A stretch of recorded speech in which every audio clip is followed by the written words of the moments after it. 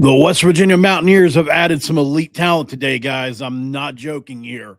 Oregon, LSU, and a very good cover corner from Kent State all jump on board and make Zach Alliev just a bit scarier heading into next season. Let's roll.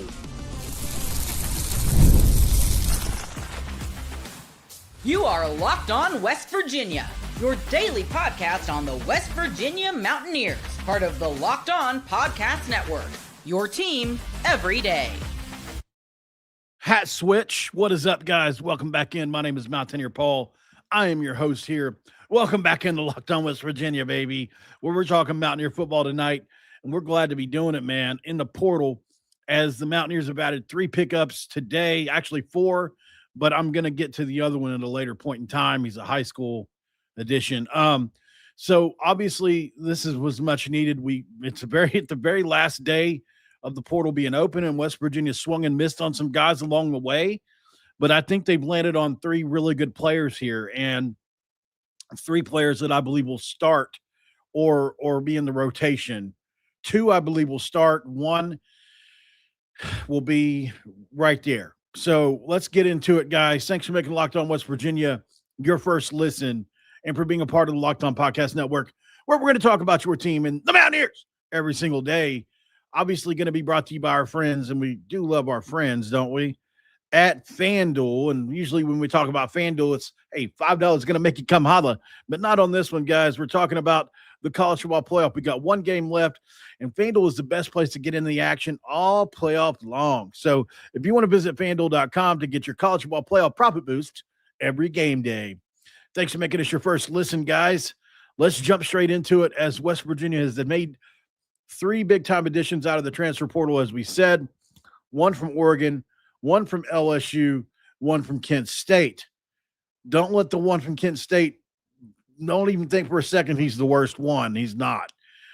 Just because he came from Kent State, his film is extremely impressive, and he's got stuff against Texas Tech on there. Although he did struggle PFF-wise in some of those games, I will say overall, man, his tape is very, very good. We're going to get into it. That's what took me so long. After these commitments came in, I had to sit down and at least spend an hour on each of them, right? So that's what I've been doing. I had to go back to high school for them, all except for the 1. And so let's dive straight into it. I think the headliner here, and this is no knock on the other 2 guys that came in, it's just the program he's coming from and the position he plays and the potential he has. So, like, if your families are listening, or if you're listening, because I know a few of you reached out, don't let this mean that your kid or your player, or if you're the player, this does not mean that because I'm talking about somebody else first, that I'm downplaying you at all. I think all 3 of you guys are actually major additions today. This is not a usual show where I can do it in order of how good they are. It's very close between all 3. But I think just by a stretch here, Toby Hastrap, the defensive end out of Oregon, is just a little different. And West Virginia doesn't get players like this often. And I know I've said that once or twice this cycle, but this one is legitimate, guys. This is an NFL player someday. I have no doubt this will be an NFL player someday.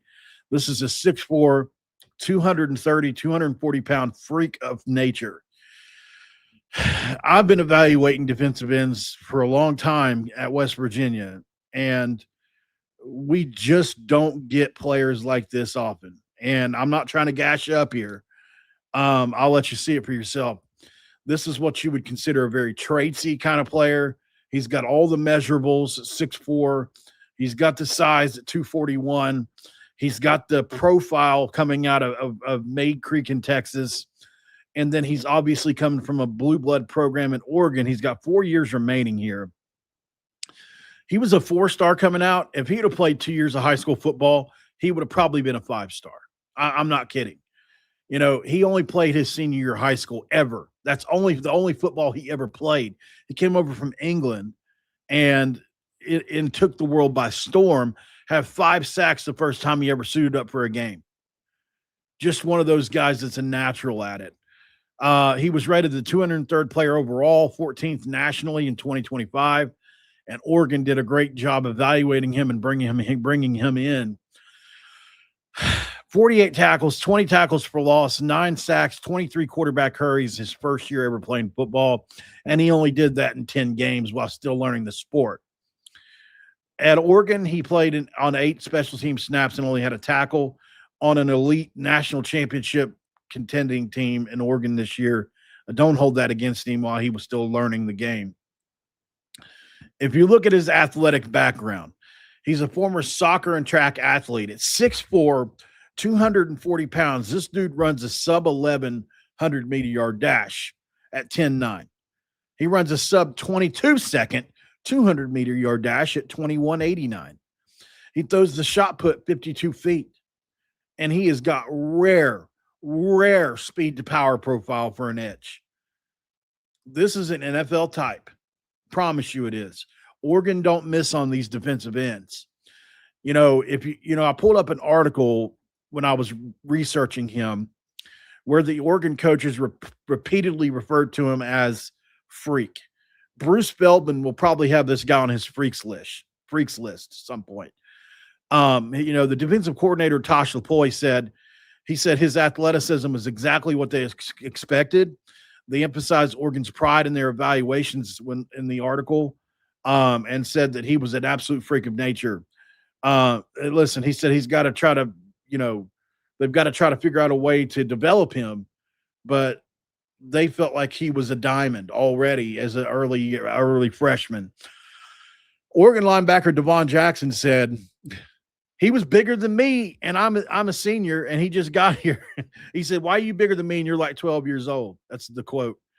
So he thought Haastrup was a transfer. That's how big he was coming in, and he said he's a freak of nature, like really swole. Swole's a slang term for swole up. So he said he showed up really built, head on fire, playing 100% every play, 110% every play. He didn't even play spring ball. He missed spring ball, went straight into summer camp, didn't know alignment, didn't know assignment, yet the Oregon staff praised his relentless effort, his physicality, and his nonstop motor. He's got an elite, capital E, use spray paint, capital E, first step, rare size and speed combination here. This is somebody who just has natural God-given traits, natural bend for somebody who's new to football. His hands are extremely violent. He just touches people and they fall over, which we'll show you. He's got that soccer background, which shows up in his balance and change of direction skills. And I think the track background shows up in his closing speed. He's got great technique when he runs, and you'll see that on tape as well. His effort never turns off. I think this is a big thing for Rich Rod, bringing him in. Sure, he's got all the measurables, but does he play hard? Damn straight he plays hard. And he's got the willingness to learn and be coached according to his coaches. He's going to be comfortable playing fast, even when mentally behind on this, right? We know the West Virginia edge room has had some heavy turnover, and the immediate rotational snaps are going to be available. I think this guy's going to play a lot for West Virginia. I've seen some people say, oh, he's only going to be a package guy. I don't see that. I think he's strong enough to hold up in the run. I think he's strong enough to hold up in the pass. I think he's got the upside as a pass rusher for sure, but he's absolutely not just a placeholder. He's going to be a guy that comes in and plays both. And you've got 4 years to teach him if you can keep him that long. You got to hope that you can. I mean, what else are we doing here if you can't do it, right? If you can't keep a guy, maybe they can write it to the contract like they've been doing. This is a guy that I would immediately do a contract for 2 years on. This is one of the highest upside edge players West Virginia has landed ever in the portal era.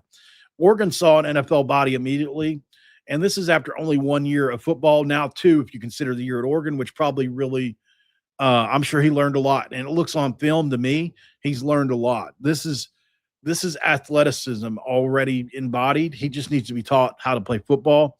And if the technique catches up even partially, he's going to be a major Big 12 disruptor. And we're going to have to give him seven figures to stick around next year. I'm not kidding. This guy's got that kind of raw, untapped, unfinished athleticism, but at the same time, just a freak show. So let's get to the tape on him here. I can only show you what I'm talking about and prepare to be very excited because one of the players he absolutely destroys on here is Isaiah Worlds, one of the best left tackles in the country, starting left tackle for Oregon, and he absolutely destroys him on one of these reps here. Whoever number 58 is gets abused over and over and over again on these reps. I looked him up. He's a 5-star freshman. He just abuses him over and over again. So the abuse train is out again today for this one. Let's get to his – let's see. He has – where is it? Doggone it. I didn't bring it up.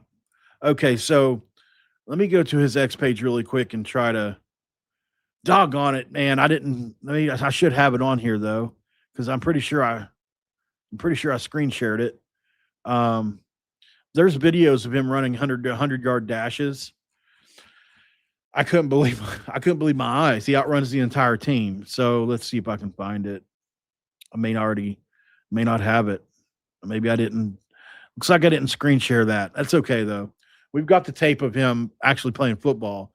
But so if you go to his X page, there's videos of him running 100-yard dashes and beating everybody by 20 yards. And I was like, oh man, I got to show everybody that. So we're going to show you some practice footage of him at Oregon, and you're going to be like, oh, my God. So here we go. Obviously, that's him getting inside on a tight end, just not even fair. Number 78 is a sophomore. That would have been a strip sack. There's number 58. He gets abused over and over again, over and over and over again. And number 58, a 5-star freshman, no chance. There is number 58 again. Just absolutely look at the violent hands. You see him just getting knocked back. Watch what he does here. That guard throws him into the running back. Insanity. There's Isaiah Worlds. Look at him just beat him like a drum. There's Isaiah World again. Beat him like a drum twice in a row. There's that tight end again. I think I looped it, but I couldn't believe what I was watching there. I mean, anybody can win a rep, but come on, man. Like, you're beating one of the best left tackles in all of college football. I couldn't believe it. And I can't believe we have a player this good coming in. Let's get to his high school football footage. Let me see. Yeah, here it is. This is whenever he was just learning on the fly, but you see it here. Look at oh no, I'm sorry. Never mind. Wrong person. Yeah, here it is. Same color jerseys. So you see immediately he's able to stack and shed somebody like they're nobody. He's just got that kind of I mean, look at the, I hate to play this again, but look at the tackle. He literally slides like he's on the snow or something. Like he slid him across the turf. It's crazy. This dude's a freak show, man. Coming off the edge there, they tried to block him with 2 guys, no shot. They were complaining to each other. He pushes the guy all the way back into the backfield and obviously just gets there. Like I said, guys, I don't know how Oregon lost this guy.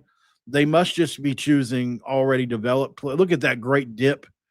This guy's well advanced as a pass rusher, in my opinion, for somebody that is so raw, quote unquote, because he doesn't look as raw as, I don't know the fine tune, he gets a little high every now and then, but his overall there's a lot about him that, by the time this guy's a junior or senior, I don't even know if he'll make it to a senior year. As long as he stays healthy, this guy's going to the league, and I would be shocked otherwise.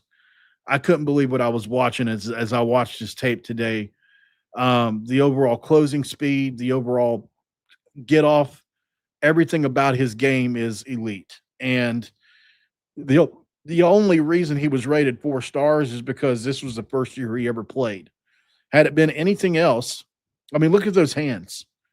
Insanity. And this is in Texas at the highest level of football. He's making all these dudes that are probably fringe Division I players and D1 players look like just idiots. So, this is one of those ones we're lucky here. I think we got lucky to pick this guy's up. I'm imagining we paid him really well to come in.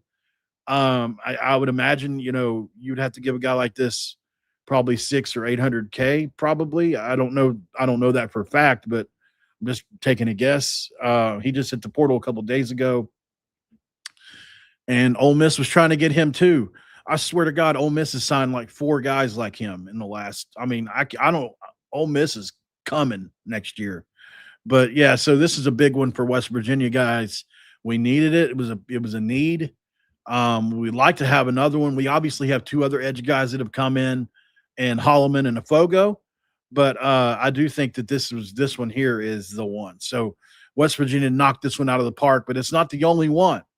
They've got another one from LSU. They've got another one from Kent State. We've got to talk about them both. And I don't know who to pick next, but we'll talk about them after the break. Of course, we can't go any further without talking about our friends at FanDuel. And right now with FanDuel, guys, we got to let you know, college football playoffs are here, right?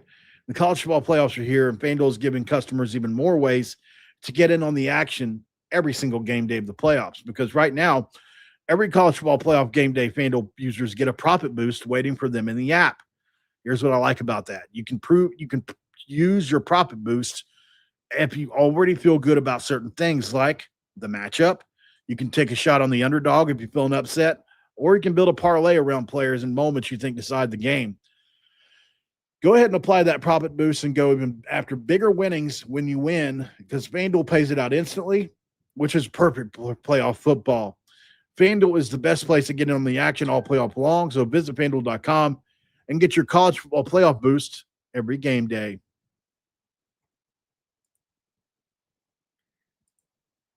In segment 2, you know I'm cracking open a do on this one. I appreciate you guys so much for being here and liking the video, if you don't mind. I'm going to go ahead and play the transfer, the actual transfer from Kent State, and say Bradford for last out of LSU. I have a lot to say about both of these players, and I think they're both really huge adds apiece. I'm not saying Bradford's the worst of these 3 at all. I'm not.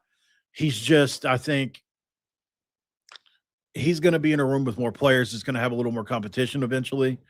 I feel like there's faster ways to play in time for the other 2 guys. But I do think Bradford is another guy. Like I wouldn't be shocked if he was starting day 1 either. So, but we're going to get to the second one now. In so, you know, when I say very good, Jair Rawlison is somebody that is undersized. He is. He's 5'10". He's 182 pounds. He's out of York, Pennsylvania. And he played at Kent State. He's got 3 years remaining, though. And last year he played in 16 games. He had 13 starts. He had 75 tackles, which is an insane amount. 7 pass breakups, 2.5 tackles for loss on 800 snaps, 845 snaps.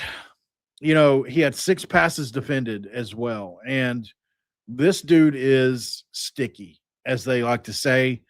I like him a lot, man. I think he's got a chance to be a really good player for us. Very Michael Coach Jr. type player. You know, he's a high effort defender. He's willing and reliable tackler, and you could definitely play him at nickel as well. He would be an explosive player to play at nickel. He's really comfortable playing in the boundary or slot. I would say personally, I would probably play him outside, but he is undersized, so keep that in mind.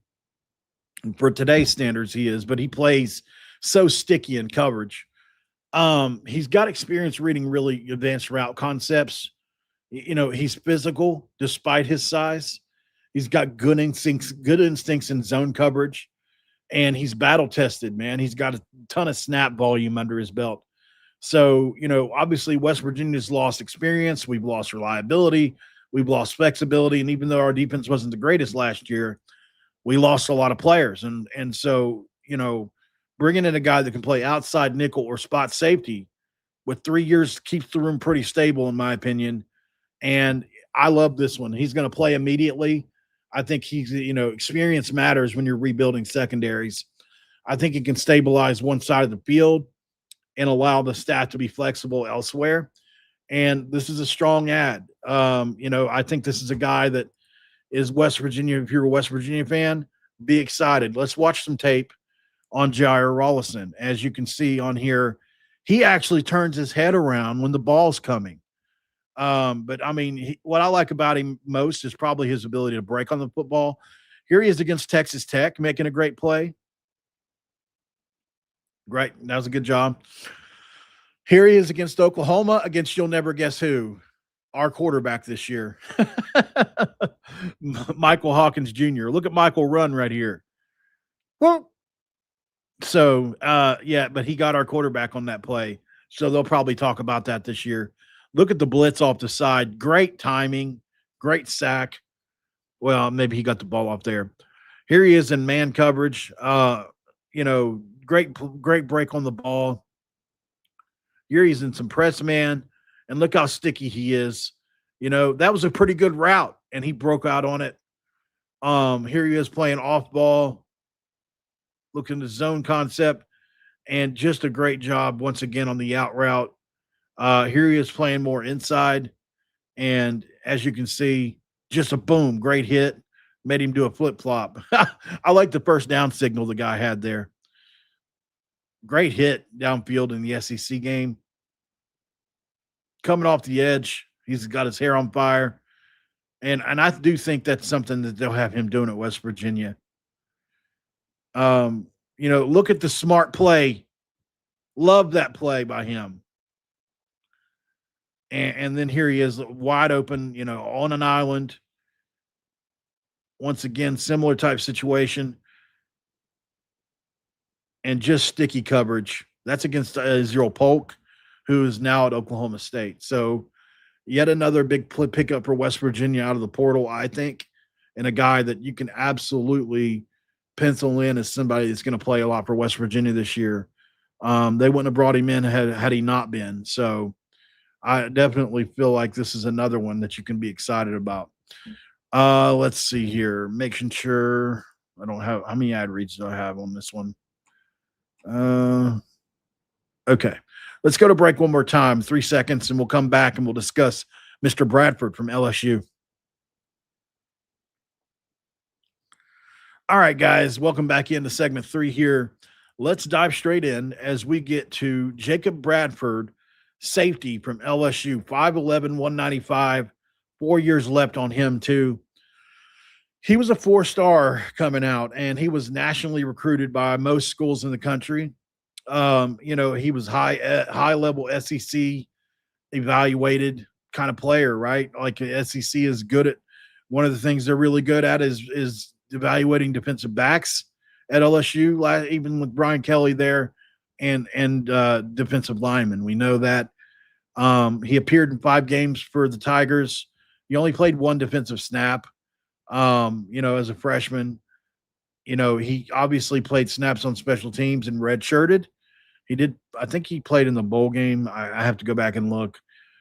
He was a corner in high school, but he's for sure a safety. He's not this kid is what I consider to be an incredibly smart player. The reason he was a 4-star player coming out of high school, if you look at his 100 meters, you would say, wow, it's 11.5, right? It's not slow by any means, but it's not 10.9 like our defensive end at 6'4", 250, right? So, you're thinking, okay, so what's this guy got to him? And then you turn the tape on and you realize, okay, he is a great athlete, but he's sudden quick. He's got, the ability to really, really be strong in coverage as far as his overall strength profile goes. And I like him. He's smooth in space. He's really comfortable in man coverage because of that corner background, and he's the perfect kind of safety. He's a very, very strong tackler, and he's got experience in high-level practice environments at LSU. I think he's really coachable based on what I've read about him. And obviously he's still kind of early in his development, but he is a scheme versatile defensive back. I don't let the age of him fool you. I do think West Virginia plans to play him, and he will play safety in a room that's been gutted by both the portal and graduation, with only 20 returning tacklers and 1 pick coming back in the safety room. Obviously, he's going to join Kamari Wilson as a pretty key addition in that room, and it's not a terrible tandem to have, right? I think that's immediate competition for playing time in there. 4 years allow a long runway for his development. And he's one of those dudes that you're going to bet on because of the pedigree. The opportunity for him is awesome, I think. And West Virginia doesn't need him to be perfect right away. Just come in, be available, be athletic, be competitive. And I absolutely think he's all 3 of those things. And as a matter of fact, I love him as a nickel as well. I know I've said that, and it's one of the most important pieces in this scheme. And at nickel, you need guys who are elite, or very good to elite tacklers that are really strong, that can play both coverage and come up in the box and play linebacker traits, right? This is a guy that can do that. Here he is coming off the edge.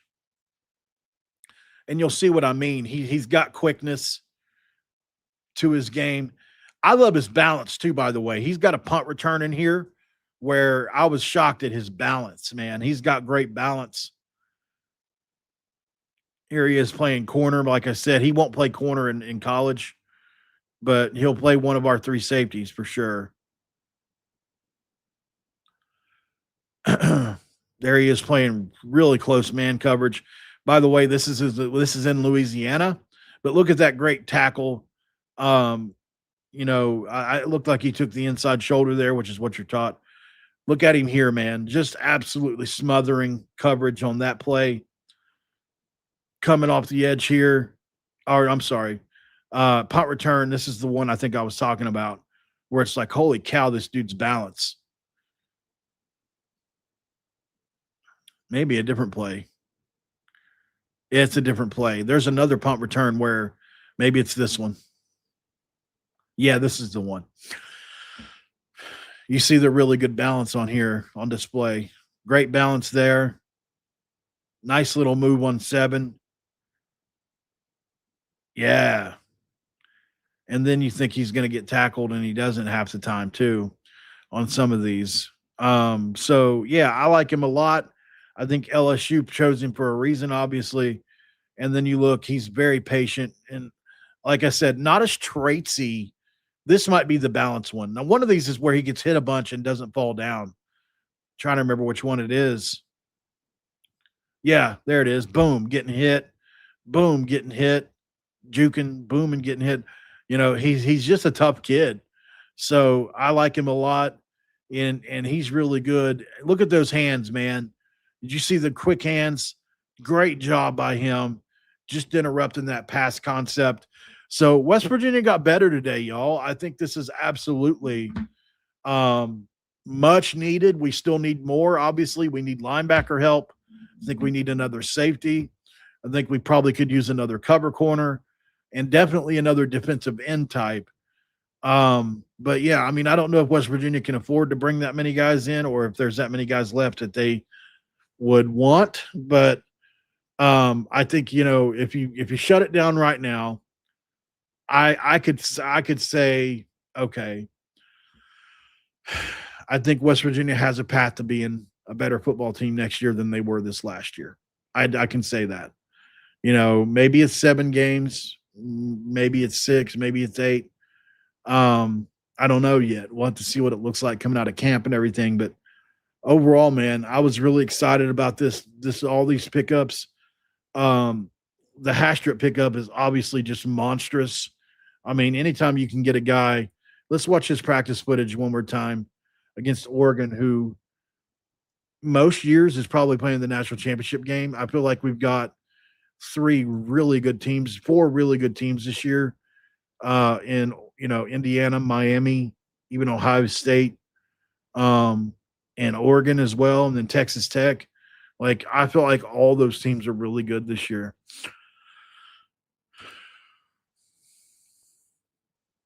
He's so strong. I think that's one of the things. And there he is against 78. There's 58. He'll get abused over and over. No shot on, what I mean? I'm sure 58 will be a good player one day. but he's just a bad matchup for him. I mean, look at the hand pop. You see the hands. I don't mean to start this over again, but when this guy puts his hands on people, they just move, man. You know, these are college athletes at the creme de la creme. Like every one of these dudes are getting paid a lot of money, and he just dominates them on tape here. I mean, especially this next play. Watch him just put his hands on him, and it's like he got hit in the shotgun with a shotgun. Boom, and it just straight back. Watch what he does to the guard here. Shove him into the running back. I mean, incredible. And then Isaiah Worlds, they're all Worlds, literally left tackle, just beat him so easily. There he is again, Isaiah Worlds, man, the guy that probably could have played the national championship game this year and been really good. So I can't help but get excited about this guy, man. He's going to be a problem. And for people that say that he can't play defensive end every down, I disagree 100%. So big pickups for West Virginia today, y'all. We're excited. I think this guy, though, is the headliner. Got to be, right? And we haven't had pass rushers like this in a while. So, you get excited about it and just pray that he learns and stays healthy. Great pickup by new defensive line coach that we just brought in and everything else. So if you can't get down with that, I don't know what to tell you, man. You're just not going to be happy. Obviously there's a lot of work left to do for West Virginia. Hell, they could already have somebody else in the fold right now, as I'm talking. I wouldn't be shocked. And so this is 3 of the 4 guys that West Virginia brought in today. We'll see if they bring any more in. Like, obviously, once you're already in the portal, you're pretty good to go. But I think, obviously, if you start to look at the overall defense now, you've got guys like Malik Hawkins, who I think can make a difference, but he's young. Bradford is just young. You got, obviously, Jameer Latimer, who's coming in that can make a big difference. You got this guy here, Rawlins, that can make a difference. So you do have some guys over there that I like, but I think you still need some other depth. Obviously, you got Matt Sig coming in, and you can't underestimate him. Vincent Smith coming in as a 4-star. You're going to need some help, but we're going to be really young on defense this year. So, I don't know. It's a shame because I thought we were going to be really good this year. I think it may be another year. Hopefully West Virginia fans are okay with waiting. But yeah, next year, man, all these freshmen, if we can get half of them to stick around that matter, look out. This team could be a lot more dangerous next year, and we can have a lot of breakout players. But I still feel really good about it. And it seems like Pat McAfee must have answered the phone, right? That's what I was thinking. Somebody said he called during the show. And if you don't know, Rich Rod called during the Pat McAfee show the other day, and Pat literally said something about it while live on the show. And I was joking with somebody like he was probably calling to ask for money. And I just hope. I know this probably shouldn't matter to me, but I just hope that Pat's not being pestered too much. I don't want to wear out our welcome with him.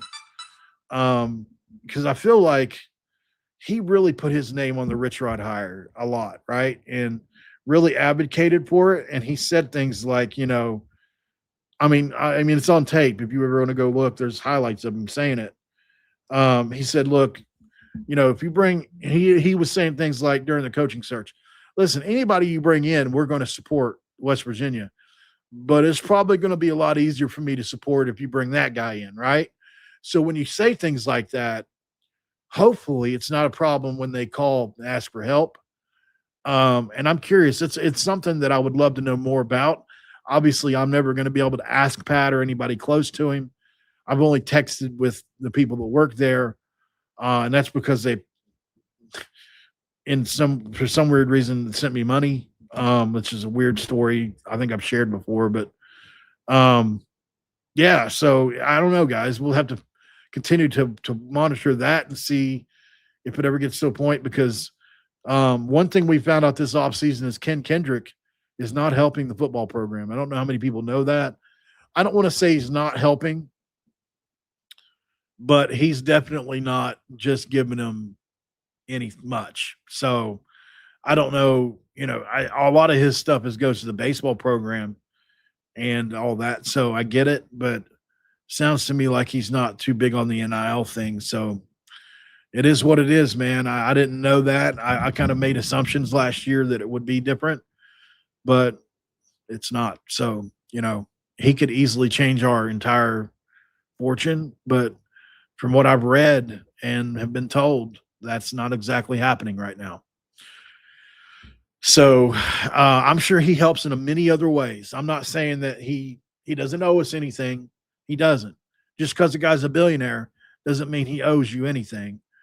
But I had wrongly assumed that it would be easy to get money from him. And it sounds like that's maybe not quite the case. So, I know he helps other ways, but I was just kind of surprised to find this out here in the last couple of weeks. I'm not real plugged into that situation, but I had a couple of people tell me that are donors like, hey, look, Kendrick's been out on the NIL thing probably, I think, since Huggins left or something along those lines.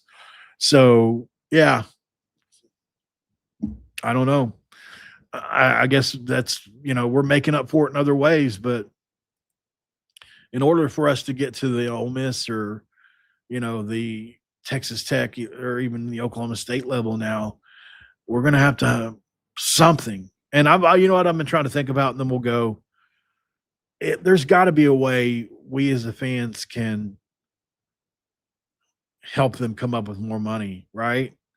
I'm not saying necessarily give them money, but I know what I make, and I'm not trying to boast at all. I'm not getting rich, but I know what I make on YouTube, and I don't do millions of views.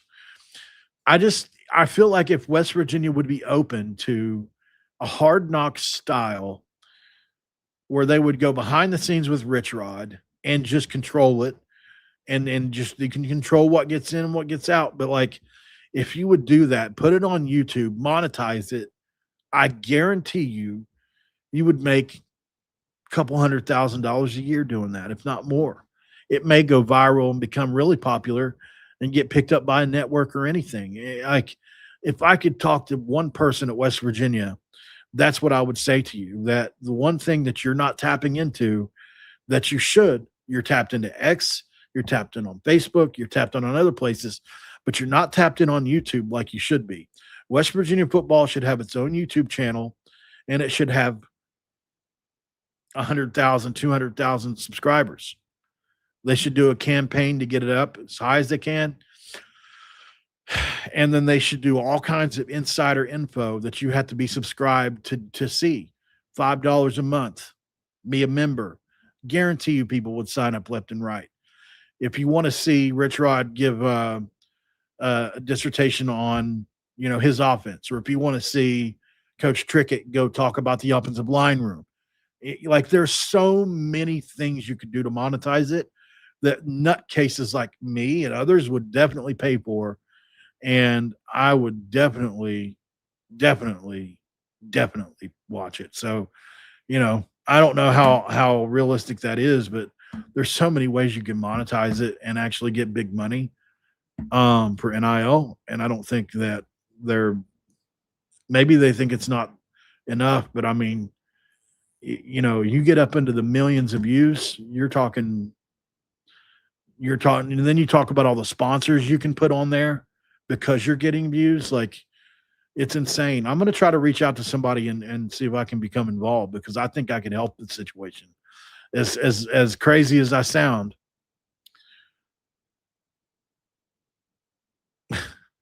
All right, guys, let's jump off here. I really appreciate y'all so much for being here, and we will definitely, be back in a bit, probably with more.